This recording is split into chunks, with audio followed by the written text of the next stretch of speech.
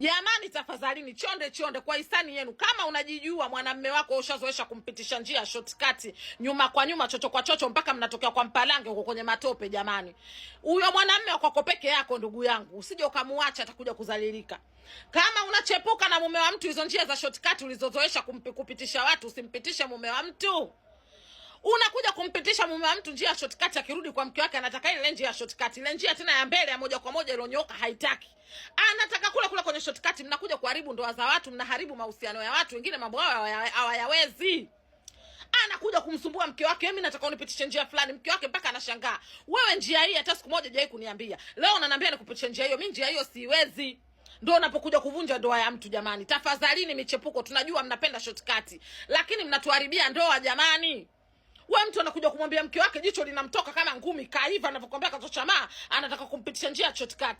Matokeo yake kalazimisha kwa nguvu, mitope ikamlukia mama. Mitope kaja kumrarua mke wake, tope limetapakaa ninapokuambia hatari. Jamani tafadhalini, mimi nachoka. Nachoka dada yenu Lulu White, nachoka.